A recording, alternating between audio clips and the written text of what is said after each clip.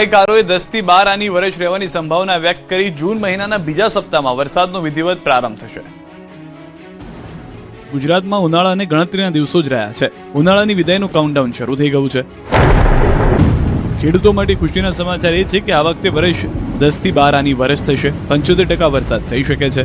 3 બાદ ગુજરાતમાં ગાજવીજ સાથે વરસાદ તૂટી પડશે। આવી આગાહી અમે નહીં પરંતુ ગુજરાતના જૂનાગઢ કૃષિ યુનિવર્સિટી ખાતે યોજાયેલા 32માં વર્ષા વિજ્ઞાન પરિસંવાદમાં 47 આગાહીકારોએ કરી છે। તમામ આગાહીકારોનું તારણ વર્ષા વિજ્ઞાન મંડળે કાઢ્યું છે, જે મુજબ જૂનના બીજા સપ્તાહમાં ચોમાસાની એન્ટ્રી થશે। 56 દિવસ વરસાદ થશે। 2 તબક્કામાં થઈ શકે છે વાવણી। ચોમાસું 2026 10 થી 12 આની જેવું વર્ષ છે। 2 તબક્કે એમાં વાવણી થવાની છે અને ચોમાસું છે એ ઓક્ટોબર મહિનામાં વિદાય લેશે અને ઠંડી વૃત્તિવાળું વર્ષ છે એવી આગાહીકારો દ્વારા કરવામાં આવી છે। જૂનના બીજા અઠવાડિયામાં સ્ટાર્ટ થશે, એટલે 15 તારીખની આસપાસ બીજો ચોમાસું સ્ટાર્ટ થશે। બીજી તરફ આગાહીકાર રમણીક વામજાએ આગાહી કરી છે કે 28 મે થી 31 મે સુધીમાં ગાજવીજ સાથે વરસાદ થશે। ચોમાસું તારીખ 28/5 થી 31/5 ની અંદર ગાજવીજ સાથે અમુક જગ્યા વરસાદ રોહિણી નક્ષત્રનો વરસાદ થશે। જે 7 છે મક્ષર નક્ષત્ર છે, પવન વાયુ ફૂંકાશે। આગાહીકાર ભીમભાઈ ઓડદરાએ પણ આ વર્ષે ચોમાસામાં પુષ્કળ વરસાદની આગાહી કરી છે। આ વખતે પુષ્કળ વરસાદ રહેશે અને 1 જૂનથી બોન્ડ સિસ્ટમ સારી આવે છે। એ કદાચ ઝાઝા થોડા છૂટો શહેર પર એકદમ છે મજબૂત। એ પછી એકથી એક ખરા સિસ્ટમ બધી મજબૂત આવે અને બધી સિસ્ટમ એકદમ સ્ટ્રોંગ છે। ખૂબ વરસાદ થશે। ધીમા પગલે 10 દિવસમાં પેટ્રોલ ડીઝલના ભાવમાં ચોથી વાર વધારો। પેટ્રોલ 100 ને પાર પહોંચ્યું। મિડલ ઇસ્ટમાં ચાલતા યુદ્ધની આગ હવે ભારતીયોને પણ દજાડવા લાગી છે।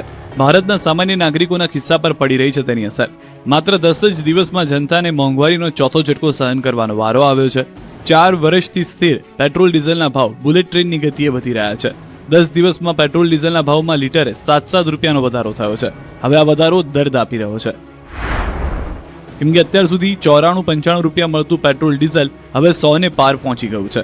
અત્યાર સુધી તો અડધી રાત્રે ઝટકો આપવામાં આવતો હતો, પરંતુ સોમવારે જનતાની સવાર પડી અને લોકો વહેલી સવારે 6 વાગે પેટ્રોલ પંપ પર પહોંચ્યા તો ભાવ નવા જોઈ ચોંકી ઉઠ્યા, કેમ કે સવારે 6 વાગ્યાથી પેટ્રોલમાં પ્રતિ લીટરે 2.61 અને ડીઝલમાં પ્રતિ લીટરે 2.71નો વધારો કરવામાં આવ્યો। આ સાથે જ ગુજરાતમાં પેટ્રોલમાં 2.60 રૂપિયાનો, ડીઝલમાં 2.80 રૂપિયાનો વધારો થયો। ગુજરાતમાં હવે પ્રતિ લીટર પેટ્રોલ 101.66 રૂપિયા અને ડીઝલ 97.78 રૂપિયાએ પહોંચ્યું છે। આ સતત વધારાને કારણે આગામી દિવસોમાં ટ્રાન્સપોર્ટેશન અને લોજિસ્ટિકનો ખર્ચ વધશે, જેની સીધી અસર દૂધ, શાકભાજી અને અન્ય જરૂરી ચીજવસ્તુના ભાવ પર પડી શકે છે। તો ટ્રેક્ટર અને પમ્પિંગ સેટ ચલાવવા માટે ખેડૂતોને વધુ ખર્ચ કરવો પડશે, જેના કારણે અનાજનો ખર્ચ વધશે।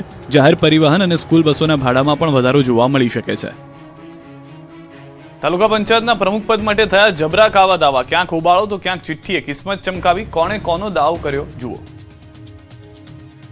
જ્યારે વાવ થરાદના દિયોદર તાલુકા પંચાયતની પ્રથમ સભા મળી તો જબરો હોબાળો થયો। ચાલુ સભામાં 2 સદસ્યો ઝઘડી પડ્યા। મોજરૂ બેઠકના મહિલા સભ્ય અને અન્ય સદસ્ય વચ્ચે ઉગ્ર બોલાચાલી થઈ। મામલો એટલો ઉગ્ર બની ગયો કે સભા રદ કરવી પડી। બાદમાં તમામ સભ્યો બહાર નીકળી ગયા। બહાર પણ ભારે હંગામો થયો। દિયોદર પ્રમુખ ઉપપ્રમુખની ચૂંટણી રદ કરાઈ। ચૂંટણી રદ થતા કોંગ્રેસના કાર્યકરોએ દેખાવ કર્યા। સાંસદ ગેનીબેન અને કોંગ્રેસના આગેવાનો પણ પહોંચ્યા હતા। ચૂંટણી અધિકારી અને કોંગ્રેસના આગેવાનો વચ્ચે બેઠક થઈ હતી। બબાલના દ્રશ્યો બનાસકાંઠાના વડગામ તાલુકા પંચાયતના છે।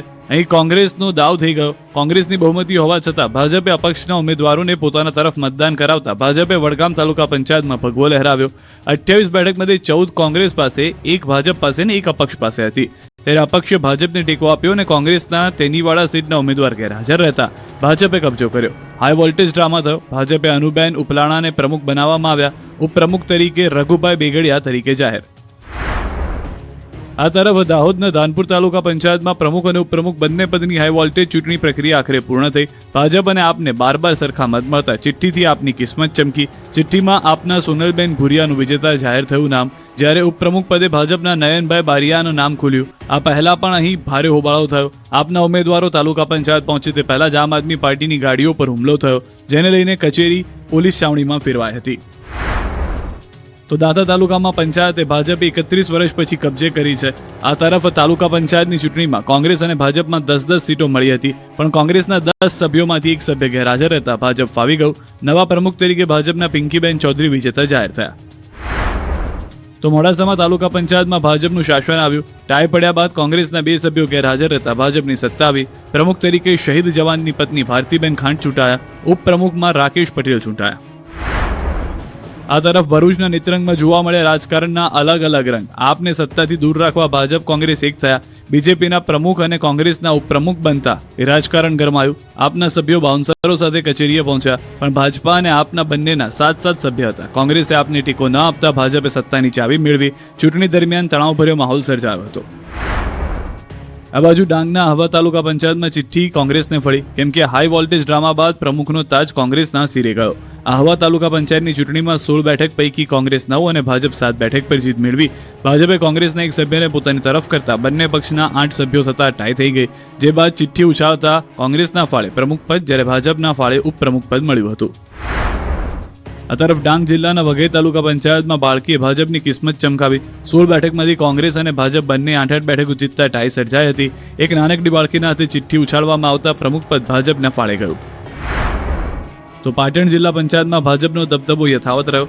ચાણસ્મા તાલુકાની ધીણોજ બેઠક પરથી જીતેલા ભાવિક પટેલની પ્રમુખ તરીકે વરણી કરવામાં આવી છે.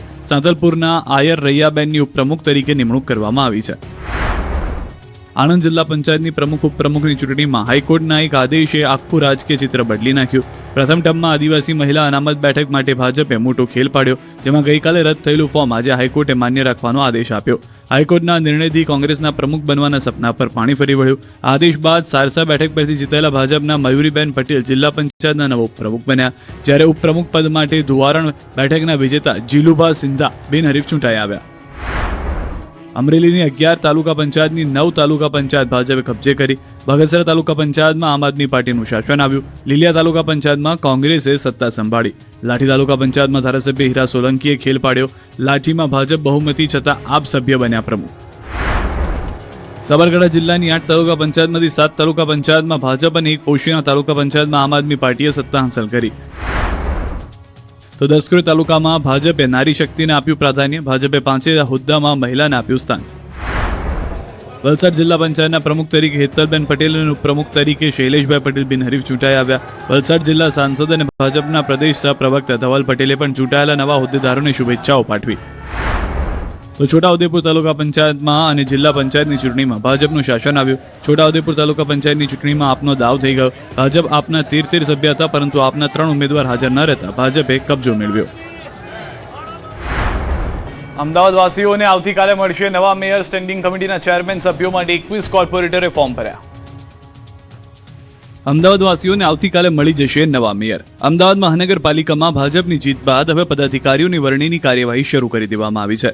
અમદાવાદ મ્યુનિસિપલ કોર્પોરેશનમાં સ્ટેન્ડિંગ કમિટીના ચેરમેન અને સભ્યો સહિત 12 સભ્ય માટે 21 જેટલા કોર્પોરેટર દ્વારા ફોર્મ ભરવામાં આવ્યા. સવારથી જ કોર્પોરેટર તેમના ટેકેદારો સાથે ફોર્મ ભરવા પહોંચી ગયા. આવતીકાલે 26 મે સવારે 11 વાગે મેયર, ડેપ્યુટી મેયર,